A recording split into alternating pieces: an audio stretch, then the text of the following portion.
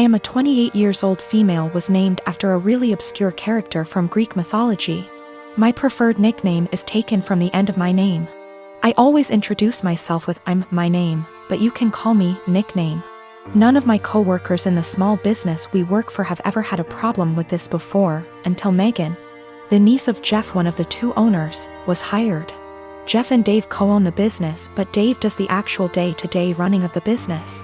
I introduced myself and my nickname as usual, but she immediately said that Bessie, not the actual name, would be a better nickname because it comes from the beginning of my name and that she liked it better. I told her I really didn't like that nickname and wouldn't answer to it and asked her to please not call me Bessie, but she insisted that it was so much prettier and that I just needed to get used to it. For the next 2 months she tried to call me Bessie, but I completely ignored her whenever she addressed me that way. Even when I knew she really needed help with something, she would call my desk phone and say, "Hey, Bessie," I would reply, "You have the wrong number, there's no Bessie here," and hang up.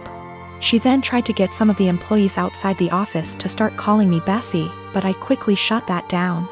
I usually finish my work early and help them with a lot of tedious little things that aren't part of my job description, and threatened to stop helping them unless they used my preferred nickname. Friday she decided she was going to get me to respond to Bessie no matter what. We have an open office design but are at opposite ends. She started calling out Bessie in a sing-song voiceover and over again to try and annoy me enough to respond. Other coworkers got annoyed, most telling her to stop and one Lisa telling me to just let her call me Bessie already. I refused and she kept calling out Bessie louder and louder, until Dave barged in.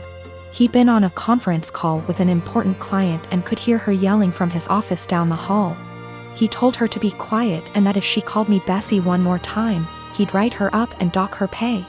Later, Megan cornered me in the break room, called me in for getting her in trouble and called me Bessie again for good measure just as Dave was walking in to heat up his lunch.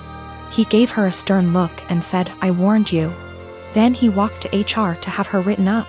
Lisa is saying I'm the for never helping Megan and that, if I had been nicer or hadn't fought her so hard on the nickname, she probably would have given up on it a while ago, but because I made such a big deal out of it, it became a challenge.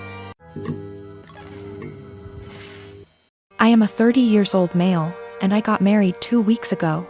I was married before but it ended after I found out that my older brother Thomas, 34 years old, got involved with my first wife. It was devastating because we were close and had a great relationship. I also helped him so much while he was struggling, and seeing how he repaid me hurts to this very day. I stopped talking to him and Mom and Dad forced me to keep it a secret, and because I was too weak to argue with them, I just kept my own distance. Then I met my now wife. My family loved and embraced her as their own. Mom and Dad treat her like a queen, which helped repair and solidified my relationship with them. However, as the wedding was approaching, they told me they expected me to invite Thomas. I of course refused, but they kept guilting me about what the relatives and other guests would think and say when they don't see Thomas there. I fought with them about it till the day of the wedding. Turned out they'd invited him behind my back, but I found out and stopped them in time. They came to the wedding looking pissed, asking what we were going to tell people when they ask about Thomas. I told them I'd take care of it. And what I did was take a moment while everyone was paying attention, grabbed the mic and flat out announced this and said, "The reason I didn't invite Thomas to my wedding is because I was worried he'd steal my now wife just like he stole the first one." I said it playfully to not make it sound so tense, but most of the guests looked shocked and started mumbling. Then it went awkwardly quiet for a moment. Then we moved on, but I saw Mom and Dad walk out while looking at me grudgingly. Later they started lashing out about how I just exposed Thomas and caused him to be shunned by the family in the most hideous of ways. I told them that I already said I didn't want him there, yet they tried to push him on me repeatedly, saying, "What are people going to say?" So I told them the reason why he wasn't there in a playful way, but they, the guests, still got the message. Mom started yelling about how everyone will now look down on and shun Thomas. She called me pathetic and cruel for still punishing him and gradually ruining his life despite him apologizing and trying to reconcile, but in my opinion, some things are just unforgivable. We've been on horrible terms since then. My wife said at least now they're off my back about what people would say about not inviting him. I have been living with my new wife and stepdaughter for about 6 months now. She's 19, almost 20, and I have 3 sons aged 18, 16 and 15. She's a really good kid and she's a good influence on my sons. I really enjoy having her around. My wife and her daughter moved into my house and sold theirs. My stepdaughter's father isn't present in her life, nor is my son's mother. All 4 children share a bathroom. My sons have never lived for a long period of time with a woman, nor have any of them had long-term girlfriends. They had short visitation periods when they were younger but never longer than an hour. So living with 2 women has been unusual for them. My eldest son, 18, came to me last week and told me that his stepsister disposes of her used sanitary products in the trash can they share, but doesn't use toilet roll or sandwich bags to disguise what they are, and it makes him uncomfortable, which I think is reasonable. My sons are teenage boys and don't want to see their stepsister's period products on full display. A few nights ago I went into the kitchen to grab a snack and she was there doing some work for university. My wife had mentioned that she knew she was on her period, so I took it as an opportunity to have a word with her.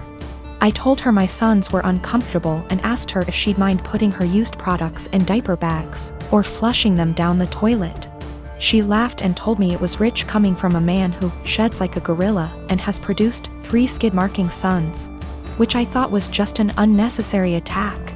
I've been nothing but nice to the girl and it's hardly a comparison. My sons shouldn't be subjected to her unhygienic products if it makes them uncomfortable. She went on to lecture me about how tampons can't be flushed and that it's bad for the environment if she uses diaper bags for everyone, which I think is just an excuse. I called her a scruff and told her that this was my house and that what I say goes. I later asked my wife if she could have a word with her and she told me I was being ridiculous and that her daughter has had her period for 10 years and knows what she's doing. When I told her it was making my sons uncomfortable, she said my sons needed to get a grip and turned over and went to sleep. This is a genuine issue to me and she didn't care enough to have a discussion about it.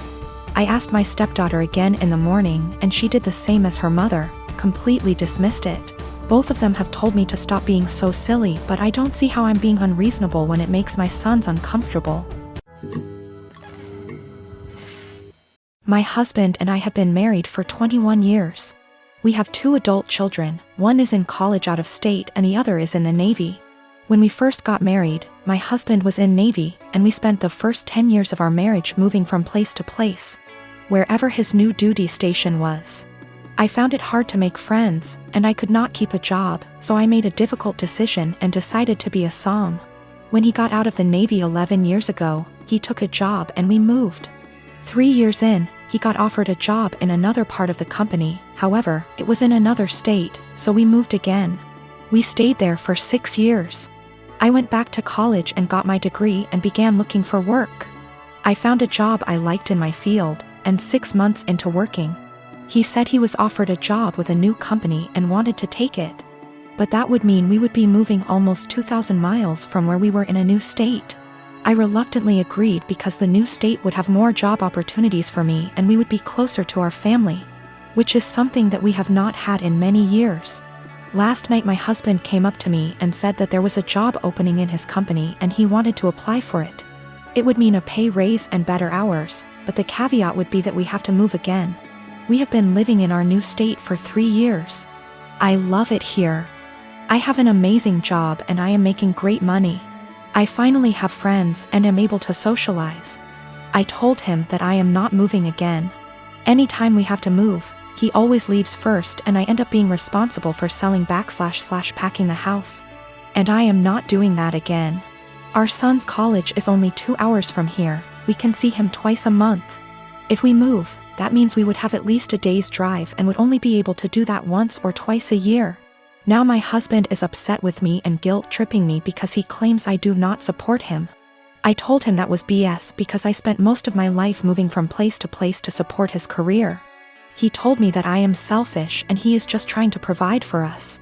I told him that we are more than comfortable where we are now, and that if he truly wants to take the job, he will be going alone. My husband and I have been together since I was 15 and he was 17. He joined the Navy right after graduation from high school when he was 18 and I was 16, but had to wait 2 years before we could marry. He works for a company that has plants in 15 states. He is currently in middle management, but if he wants to advance his career further, he would need to go to another plant out of state. Financially, we are more than comfortable. We do not need any more money. My son plans to stay in the place he is after college. We have a great relationship with him, and he comes home 1 time a month and we see him 1 time a month. My other son comes home on leave whenever he can and stays with us. We are very close to both of the boys. I talked to my husband again tonight and told him quite firmly that moving again was not an option for me. The area he wants to move has very little jobs in my field and specialty in that area, and I would need to commute more than an hour one way for a job versus the 20 minutes I have here. We are sandwiched between 2 major cities, and if we move we would be an hour from the most major city. I would also have to take a massive pay cut and work a menial job to build a new network to find employment in my field. My husband is disappointed in me for not wanting to leave. He left to stay with a friend because he needs to think.